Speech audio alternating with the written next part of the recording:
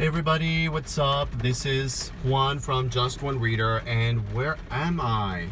This is just another day, another crazy, hectic, completely chaotic day here in Mexico City, one of the most chaotic metropolis in the world. And I'm stuck in traffic. It looks like I'm gonna be here for about an hour and a half more.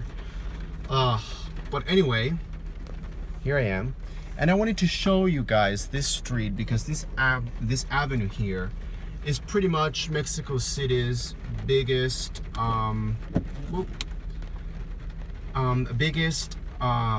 hottest, most like trendy, expensive street. Some people call this avenue like the Mexican Champs-Élysées or the Mexican Fifth Avenue. And I think it's absolutely right. I mean, if you could see, which you can't because there's a lot of rain and the windows are all wet and stuff, but there's a lot of boutiques and shops and very expensive car dealerships and yeah, just a lot of shops. The hottest stuff in town is right here. I really wish we could have a better view, but we can't.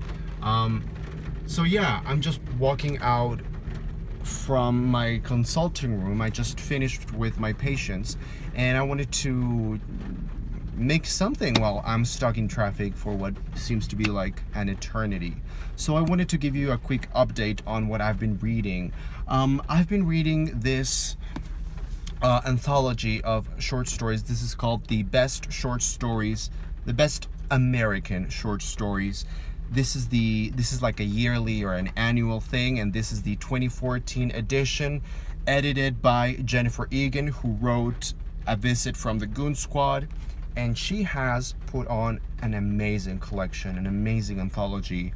I'm probably halfway through the collection, and I've recently read a few of them, and there's one in particular, well, two in particular that have blown me away, but one in particular that I feel is just completely amazing. Oh man, look. We've been talking for 2 minutes, 2.5 minutes, and we are literally in the same spot. Not moving. Like, this is a parking lot. This is a parking lot. Whatever.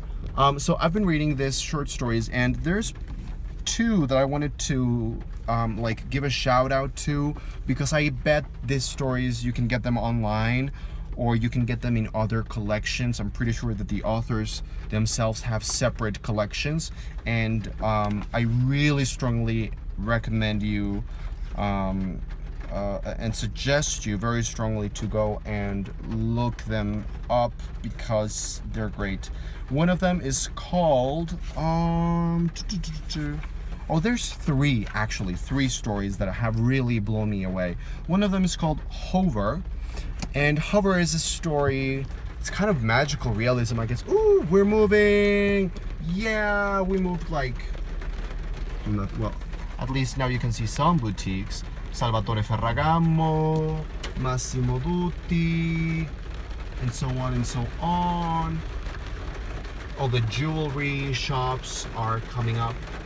So anyways, like I was telling you, there's this story called Hover, which is by, I should not be driving and doing this. Well, this is not really driving, is it?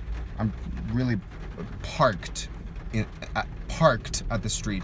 Parked on the street is not driving. So anyway, this is Hover, and it's by Nell Freudenberger. It's a very weird story, a lot of magical realism, and I loved it. I think if you enjoy magical realism, this story is definitely for you. Now, the next story that I wanted to give a shout out to, I'm getting all paranoid because I'm doing this in traffic. The next story is really interesting as well, and it is called A Hand Reached Down to Guide Me, and this is by David Gates. This is a very dark, sad, melodramatic, but at the same time it's kind of very lighthearted, emotional, and quite funny story, and I also really recommend it. But really, the cherry on top, the story that I have loved the most out of the entire anthology is by Lauren Groff. Lauren Groff is, of course, a very popular author. She has published in many different parts, like the New Yorker and stuff, and she has published very popular books. Thank you. Thank you. She has published Fates and Furies, which was a big book in 2015, I want to say. She published Arcadia. She published a collection of short stories. She published The Monsters of Templeton, and so on and so on. Anyway, this story by her is absolutely ridiculous, wonderful. It is called, it has a very weird title, but I absolutely adored it. It's called At the Round Earth's Imagined Corners. Yeah, At the Round Earth's Imagined Corners by Lauren Groff. I will not even tell you what it's about, but it's exactly, it gave me exactly the kind of feel that the novel Swamplandia by Karen Russell gave me. Just absolute delight. Every sentence. Man, what's happening today? Look, all the stores. Woo, we're moving.